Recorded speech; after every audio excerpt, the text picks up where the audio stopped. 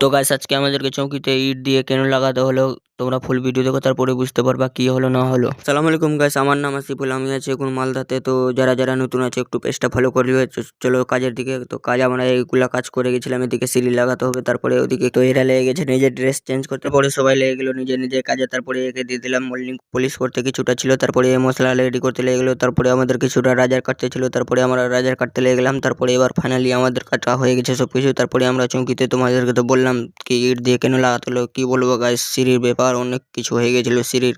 পরে এরা কালকের ব্লগ ভিডিও দেখছিল তো বলছে ভালো হয়েছে, তোমরা লাইক কমেন্ট শেয়ার করবা। তারপরে এদিকে আমাদের কিছুটা কাজ হয়ে গেছে, তারপরে এবার খাওয়া দাওয়া করবো, তারপরে এবার খাওয়া দাওয়া করে দেখা হবে গাইস। তারপরে আমাদের খাওয়া দাওয়া কমপ্লিট করে দিয়েছি গাইস। তারপরে কিছুটা রাজার কাটতে ছিল, এরা রাজার কাটতে লেগে গেলো। তারপরে আমরা এদিকে এসে গেলাম সিঁড়ির কাজে, তারপরে এদিকে আমাদের সিঁড়ি লাগাতে হবে, তাড়াতাড়ি করে ওটা সিঁড়িটা কমপ্লিট করি। তারপরে কিছুটা রাজার আর কাটতে আছে, তাড়াতাড়ি করে কেটে নিবে। তারপরে এদিকে সিঁড়ি লাগাবো, তারপরে এদিকে কমপ্লিট হয়ে গেছে আমাদের সিঁড়ি। তারপরে এই মালটা আমাদেরকে পেস্টিং করছে শার্ট, এই মালটা আমরা কালকে লাগাবো তাড়াতাড়ি করে। তারপরে তাড়াতাড়ি করে আমরা এদিকে ধাপিটা স্টেপ লাগিয়ে দিই একটা। তারপরে তোমাদের সঙ্গে কথা বলতে বলতে আমাদের জন্য সেগুলো জামাইবালি স্পেশাল চাই।